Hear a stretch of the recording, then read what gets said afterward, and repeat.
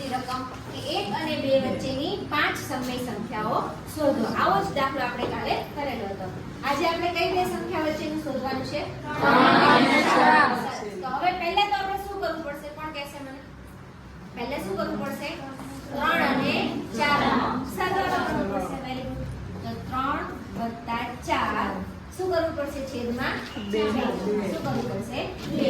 જે બંને સંખ્યા આપેલી હોય એ બંને સંખ્યાનો શું કરવાનો? સરવાળો. એના ભાગ્ય શું કરવાના? 2. કાયમ નીચે છેદમાં શું લેવાના? 2. કોઈ સંખ્યા તમારે લેવાની નથી. ફરી યાદ રાખો, જે બે સંખ્યા આપેલી છે એ બે સંખ્યાનો સરવાળો ભાગ્યા 2. 3 + 4 કેટલા થશે? 7. 7 ના છેદમાં 2. તો આપણને એક સંખ્યા મળી ગઈ. આ કયા સ્વરૂપમાં? p ના છેદમાં q. બરાબર? કાલે આપણે કીધું હતું કે સમય સંખ્યા કયા સ્વરૂપમાં હશે?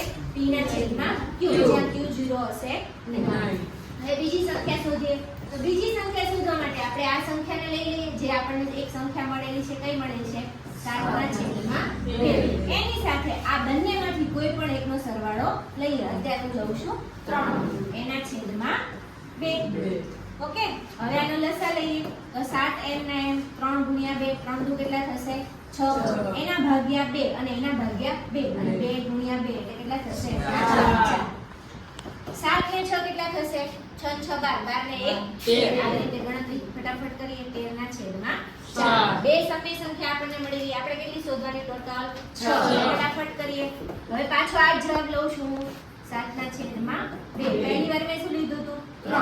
હવે હું શું લઈશ? 4. એ બધું ના લેવું હોય અને આ લેવું હોય તો પણ ચાલે. ઓકે, હવે એના છેદમાં શું કરવાનું? પાછું 2. ઓકે, હવે આનો લસા લેવાનો પાછો. તો 7 m ના m 2 × 4 કેટલા થશે? 2 × 4 8. છેદમાં 2 × 2 કેટલા થશે? 4. 7 + 8 કેટલા થશે? કેટલા થશે? 15. 15 ના છેદમાં 4. કેટલી સંખ્યા મળી ગઈ આપણને? 1 2 3. હજી કેટલી શોધવાની છે? બીજી 3. કે આપણે એ સમાસે નહીં એટલે આપણે અહીંયા લખીએ.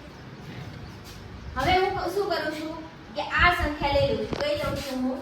13 ના છેદમાં 4. એની સાથે હું પાછો 3 નો સરવાળો કરીશ.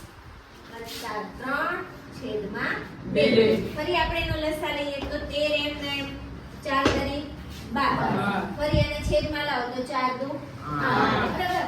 12 + 12 24. 24 ને પાછો 13 છે એટલે ઉમેરવાનું કેટલા થશે? 25 ના છેદમાં 8. ફરી આપણે એ જ પ્રોસેસ કરીએ. આ જ વસ્તુ લઈએ. 13 ના છેદમાં 4. પણ એકવાર મેં 3 લીધું. હવે હું શું લઈશ? 4. એના છેદમાં કેટલા આવશે? 2. ફરીથી લસા લઈએ. 13 m ના 4 × 4 કેટલા થશે? 4 × 4 8 16. 4 દુ 8. ફરીથી આ બંનેનો સરવાળો કરો. કેટલો થશે? કોણ કહેશે મને? 13 + 16 અહીંયા કરો. 6 ને 3 9 અને 1 ને 1 સાચું છે મારું? હા. ઓકે, હવે અહીંયા છેદમાં કેટલા આવ્યા? કેટલી સંખ્યા પડી? આપણે 3 થઈ ગઈ. અહીંયા 4 થઈ ગઈ, 5 થઈ ગઈ. હજી એક શોધવી પડશે. બરાબર? હવે શું કરું છું? આને લઈ લઉં છું. બરાબર? 25 ના છેદમાં 8. સરવાળામાં કોને લાવવાનો છે આપણે? અથવા તો 4. એના છેદમાં 2.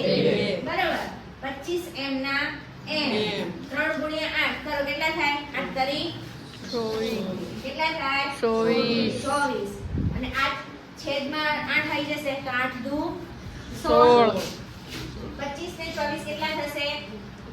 24 + 25 કેટલા થશે? કેટલા?